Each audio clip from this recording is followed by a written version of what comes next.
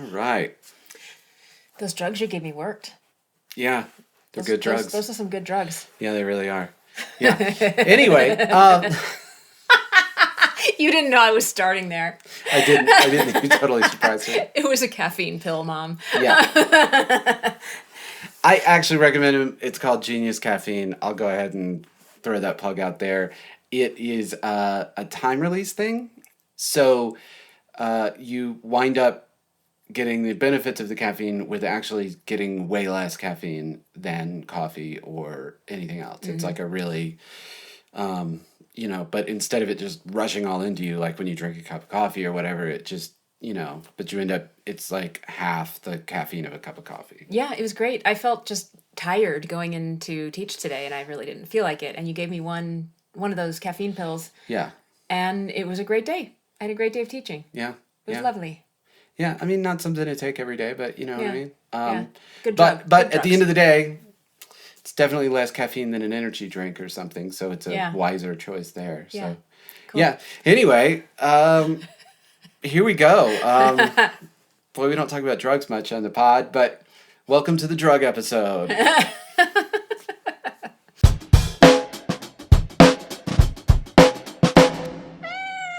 And that's the extent of it right there. Yeah, that's it. I take Claritin. Anyway, yeah, let's get into it. Yeah. Well, first, I want to kind of make up for something we did in a previous episode. Okay. So we bashed Guitar Center. We sure did. We sure bashed Guitar Center because we tried to buy gear there and did not get helped at all. Right. So I ended up buying 2 basses online from Guitar Center, but through their used gear program. Right. And I ended up returning both of them. And I was kind of dreading going to the store because I didn't know how long it would take to get helped and what their attitude would be. But incredibly friendly and helpful, very fast, and they apologized for sending me 2 basically defective basses because they each had an issue with them. Right. By giving me, they were like, go, do you need anything while you're here? We'll give you a discount. And I was like, well, I guess I could get some strings to have on hand. And they just rang them up for free. Yeah. Amazing. So excellent customer service. I came home and told Justin about it, and you were like, that's the way it used to be. That is the way it used to be. I mean, that used to be, and maybe we just caught him on an off day, and that's fair, but it used to be one of the big goals of Guitar Center and everything you were taught was that you wanted people to have an incredible customer experience, not a good customer experience, like an incredible customer experience. And if it cost you a pack of strings or whatever, the idea they would always say, they used to fly us, even assistant managers, to these conferences and stuff. And one thing they would always say at those conferences was, try to make apostles. Like, try to do something so that this right here is happening. That person is going to go tell people what a great experience they had. And here we are. Here we are. I'm telling you about a great experience I had at Guitar Center. So I don't apologize for bashing them the first time. But it's great that you thought of saying, that you also had an amazing experience. Yeah. So that's really great to hear. Yeah. And you've got the new bass, and you've been playing it. Yep. And I took it in for a setup to Spaceman Guitars, also highly recommended. Chris and Troy. And when I went to pick it up, I landed myself in a new band. And then I landed in another band today. So it doesn't really mean what it sounds like it means. It's not like I'm suddenly rehearsing and got gigs or anything, but it was funny. So I was paying for the setup, holding a 5-string in my hand, and this other customer in the store was like, "Oh, you play bass?" And I was like, "Well, yeah, I'm holding the bass." Yeah. And it turned out he recognized me from he runs sound, and he ran sound for Jacob Larson recently, and I was singing backup for Jacob. Okay. So he saw my face. He was like, I know you. You're holding a bass, but I don't know. Anyway, we figured it out. And he said, well, I'm looking for a female bass player. And I was like, really? For what? And he told me it was for a Latin jazz band. And he named some names. And I think he just lost Zoe Moff, the bassist. He mentioned Zoe, and I was like, seriously? Yeah. Like Zoe is in your band, or was? Yeah. I guess, she wouldn't be in it now because he wouldn't be looking for a bass player. But, and Tania Renee Nelson, also an amazing keyboardist. I used to play with her in Girls on Top long time ago. and he mentioned Melissa Ivy on guitar, and that's my cat mama friend. Yeah, so right. I was like, we know so many people in common. I mean, it was just like name after name. So we'll see what comes of that. He was also looking for a female drummer, so I gave him Amy Shelley's name. Right. She was in my jazz band in what, 2010, 2009. And she played with Adrienne. Did she? She Oh, did. that's right. She did the At Boulder very Boulder. Yeah, at the very beginning. Yeah. It would be such a pleasure to play with her again. Yeah. Oh, what a lovely person. Yeah. Yeah. Yeah. Amy's great. Yeah, and she's a very precise and creative, and like, she's just a great drummer. She's got a lighter touch. I mean, being a jazz drummer at heart, but she rocked out with the Fever. She played for the Fever. Sure. So, anyway, and then the second band, I'm not in the band, but I got a gig. So, I got a gig today with Rachel Talby. She just texted me. She's got her 80s band. Sure. She's been, we've been trying to find ways to work together. And so I've got a date in November with her. So, yeah, I'm going to stay busy. It's just lots of new stuff. Yeah. And then, wow, you got a big thing tomorrow. Yeah. Speaking of dropping names. Yep, I'm subbing with Tunisia tomorrow. I think we mentioned this. We did mention this last We did couple talk podcasts. about it. So I've put in a lot of practice time. I've had a couple of days that have been pretty much bass all day. Yeah.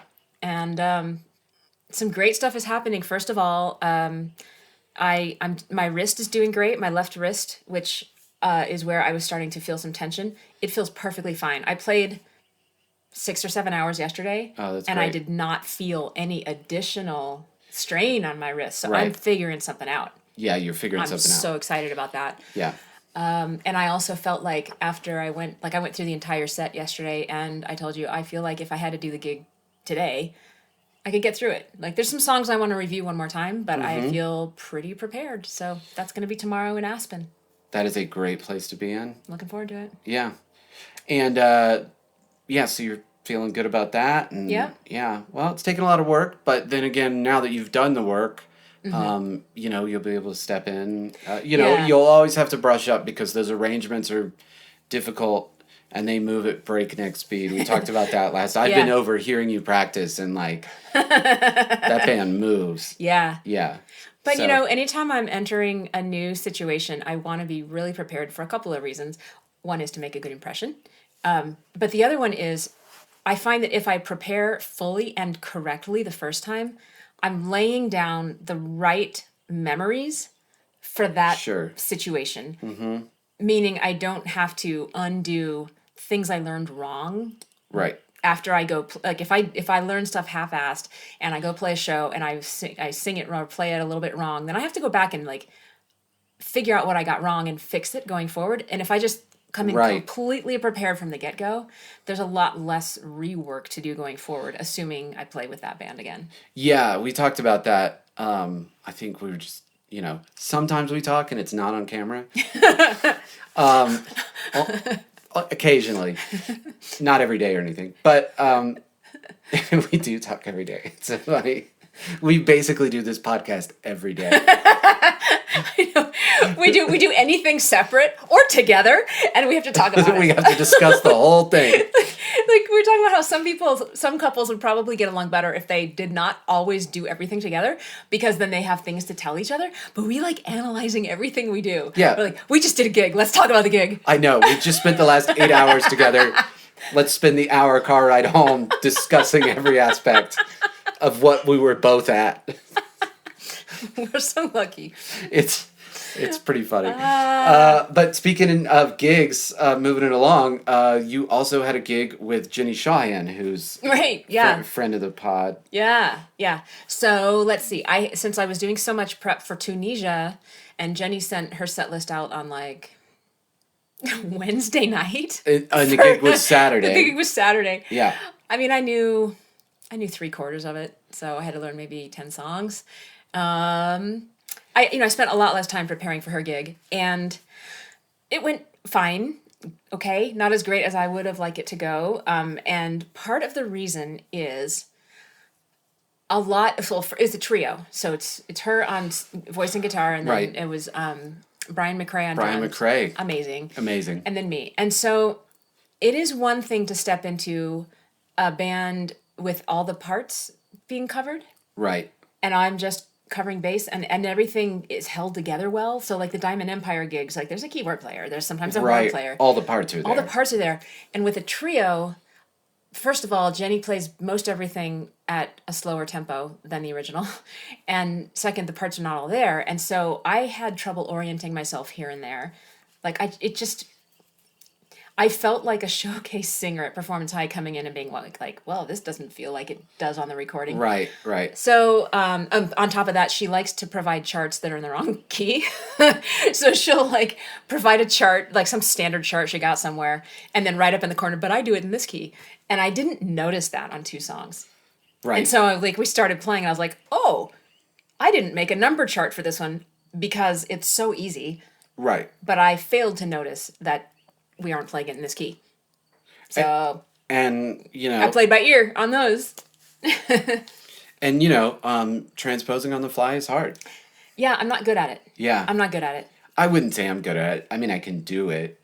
And even for showcases, sometimes I'll just download the chart and it's in C and it has chords that are in C, but I know we're playing it in G. And I can get my way through that way. Yeah.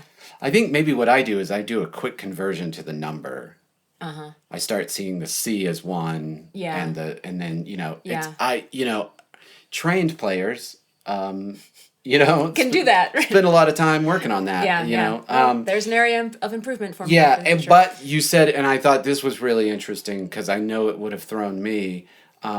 They were just calling songs, Oh yeah. which calling songs means you're not going through a set list that's in order. Yeah. You're going through, and I think we talked about on one of the last podcasts about those rest songs and looking down the list, or what we both do is I'm in the middle of one song and I'm looking at what the next song is and I'm mentally preparing to play that next song, because once I'm 2/3 of the way through a song, I'm just kind of, I'm very comfortable in that song, so I got time to go, well, let me get my head on for Yeah. where we going next. But when somebody's just like, oh, hey, let's do this one, then you gotta like scramble and... Yeah, I'm scrolling through my list of 45 songs to find Right. it, and then checking out the chart, getting my head into it. How does it go? Yeah.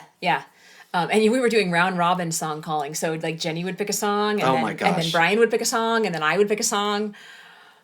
I would rather not pick any songs.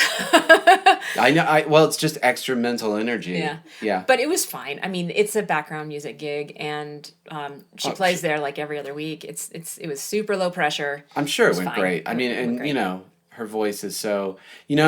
I was talking about this right before we started this, but I've started doing a thing where sometimes people, when I'm in a coaching situation or a producing situation, people won't necessarily believe you when you tell them something good, or especially something that's like, here's what you're really good at, and they won't really believe you 100% because they'll think you're saying it to be nice. So I've started saying, to preface my comment, this is not a compliment, this is an observation. Not saying it to be nice, this is something I've noticed. But I will say this is a compliment.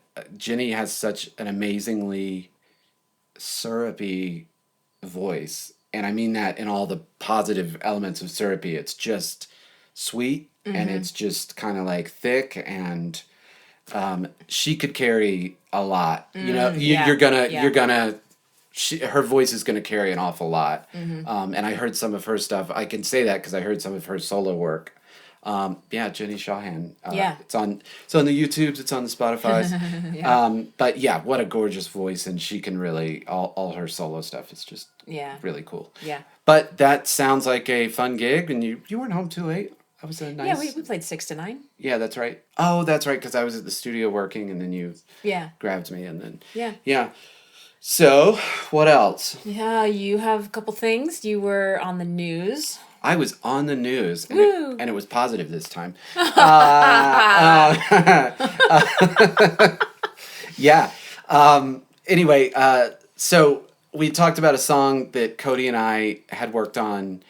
A Cody fan, someone in Cody's world, had written a song and commissioned us to turn the song into a song. She wrote the lyrics, and we provided the music and the melody, and then I produced it and all that. And as it turned out, Nine News here in Denver decided to do a story on the project, and so they did a little 2-3 minute story, and it was apparently on TV. I mean, we didn't see it. We don't watch the local news, so but we did see it on YouTube, and of course Nine News' site, and that's nine, the number 9 news. Yeah, it was interesting. It was kind of fun. We did, gosh, I gotta say, and I am blanking on his last name, but the producer was just unbelievably professional, just amazingly good at coaxing people through the stories and getting stuff and even doing this podcast or doing a lot of the things I've done before. There is, man, that's a real skill. But I was also blown away when I saw the final edit, because it was just like, wow, he really turned this into a coherent story. Yeah. And, not everybody there was necessarily used to being in media of any type. So, like, that they cherry picked stuff out of, it was really amazing. And I guess I can tell the story. So Cody's daughter sang in the song, and she had one line. And I think I talked about coaching. And then she was going to be interviewed briefly, and she got herself all dressed up, and she had a cute little jacket, and she got her hair just right. And then, it was about an hour of talking to different people, and then it was her turn. And they put the camera on her, and she lasted about a minute before bursting out ugly crying. I mean, she just Poor thing. fell to pieces. Aww. I think part of it was that it was a very big camera. Like, it was a big, fancy, professional movie camera looking thing, and it was close. I think had it been an iPhone or something, I don't think she would have. But it was just kind of like, Aw, yeah, thing. it was so, yeah, it was a real thing. And I was kicking myself because what I should have done, I didn't want to get in the way of this very professional producer, Corky. He was clearly had been doing this for 20 years, knew exactly what he was doing. I didn't want to get in his way.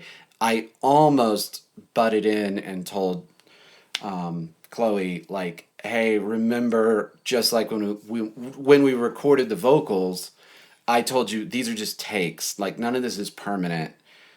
We're going to do it a bunch of times, and then we're going to take just the one thing that just was perfect. So, like, nothing matters. Like, no one individual thing matters, And as it turned out, I put 2 or 3 things together, and I was like, and I almost broke in and was like, hey, remember, like, this isn't permanent. This isn't live, number one. Like, there's no pressure here. If you say something you don't like, you can just say don't. And I almost said it, and then I didn't say it. And I don't know if it would have helped, but I regret not saying it. Maybe it wouldn't have even helped at all. But I wished, I should have reminded her that, like, this is, She's putting so much pressure on herself. I think, yeah. And then, just you got the camera, and it's, it was whatever. And I had the real advantage in the situation is everybody else talked, and then I was talking last. And so I had the real advantage of sort of knowing I wound up in it more than I thought I was going to be. I mean, I wasn't planning on being in it. We played live, and they used a little of that, but I wasn't planning on talking. But then when they did want me to talk, I had heard what everybody else said. So I knew sort of like, here's what hasn't been said, or just from having done a little bit of editing and stuff, like, let me give you a couple segues. Oh. You know what I mean? You can use this little drop, and it'll get you from A to B. And I haven't clocked anybody doing that A to B move. It's pretty smart. Yeah, well, I've done it a few times. Yeah. So a few thousand? Yeah, not that many, not at all. But like, it was just, and even thinking back to, remember years ago when we made those teacher, I did a lot of the work on it was when we only had, I think, Tyler and Kristen, and I made those videos. Yeah. And I was like, never again am I like not making sure I have segue lines. Although my one tip would be, like, especially if it's going to be a shorter thing, like, you just cannot talk in paragraphs. Like, people were... Yeah. I mean, Cody's very media savvy. Mm-hmm. But if you're not, the thing is, you can't talk in a paragraph because it's like if you're taking 4 or 5 sentences to make your point, how do I chop that up into the one line I need? It needs to be ba ba ba ba ba ba ba ba ba ba. It just needs to have that like quick little thing. Yeah. Yeah, and it's but I want to thank Nine News and Corky for being so cool and amazingly professional. And and I guess I was on the news. So that was, Again, I mean, you were on the news like 2 weeks ago. Yeah, that's true. That's true. I'm making a lot of news. I was on the radio today. Oh, yeah, that's right. Yeah, the Petty Nicks Experience is playing at Boot Barn Hall on Saturday. And we often get a radio spot in the Springs. Oh, I forgot you were going to do that. So you did the, like a phoner. Yeah, a phoner. And they aired it probably at 6 o'clock tonight as we record this on Tuesday. No, Tuesday? Today's Tuesday? Today's Tuesday. Yeah. I mean, it took like 5 minutes. Yeah.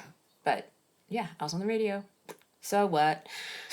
I've made that observation so often. Like, everybody wants to do it until they've done a few of them. And then you're like, yeah, I'll do it. It's exciting. It's always fun. It's not like it's not fun. But, like, once you've done it a couple times, you're not like, oh, I'm going to be on the radio. You're just kind of like, can someone else do it? Nah. I was fine. I was fine doing it. And you always have fun. And they're always fun. I don't know. I can be so negative. But anyway. You have a song coming out tomorrow. Or not you. One of your clients has a song coming out. I did want to plug a song that is coming out. Lina Corrales. That's Lina and then Corrales. And the song is called Button Eyes. Button Eyes? Button Eyes. Like a stuffed animal with like a stuffed eyes. animal with, the button eyes. Yeah. And that's the name of the song, and we've been working pretty hard on her EP, and this is her very first single that she's putting out, and it's coming out tomorrow, and it's going to be on Spotify, and I assume YouTube. I told her she needed to do YouTube, and all the places that you would get music. So that is pretty exciting for a young artist, and it's a really cool song. It's a really cool... she's a cool artist because it's definitely rock. And it's very indie rock, so it's not like it's like hard rock, but Lena likes really disgustingly dirty guitar tones. Yeah, so cool. Like, when the choruses hit, they really hit. Cool. Yeah, it's very, it's got pretty female vocals. I'm trying not to say girl. It has pretty... When would you ever say girl vocals? I don't know. I almost did. Really? I almost did. Yeah, and I'm trying not to. That's a phrase I don't think I've even ever heard. Girl vocals? Girl vocals. They're boring. They're whiny. They're girl vocals. Anyway, it's got lady vocals. I guess female vocals, that's the only place you can really use the word female and not be and not weird sound incel super or something. creepy. Yeah, I know. Because you wouldn't say woman vocals. Whoa, what's that? Yeah. What a weird aside. I'm a woman vocalist. That's yeah. weird. I'm a that's weird because like female is falling out of favor because except for medical it's the right thing, but when someone says it in reference to she's a female. Yeah, I don't know. Whoa, the things are weird these days. The thing about these females, you go like, what? Yikes! I don't want to hear the rest of that sentence. Yeah. Anyway, very pretty, airy, flowing vocals is my point. But then with these like dirty fuzz guitars, and it's very 90s. It's very, it's got a Nirvana edge, but not a like Nirvana Nevermind edge, but like a Nirvana. The album after Nevermind, my favorite Nirvana album, and I lost it, but it's the one with Heart-Shaped Box on it. So it's that kind of, sounds like a band in a room rocking out more than like a polished up production. So it's kind of, but then that with the pretty vocals is like, it's a cool flavor. I like that. So, anyway, Lina Corrales out tomorrow, on all the places you get music. So that'll be cool. Let's tie it off. All right.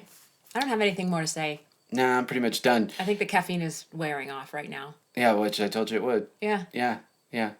Okay, so let's end this one since I'm in control. This is your third try. This is my third try at ending it.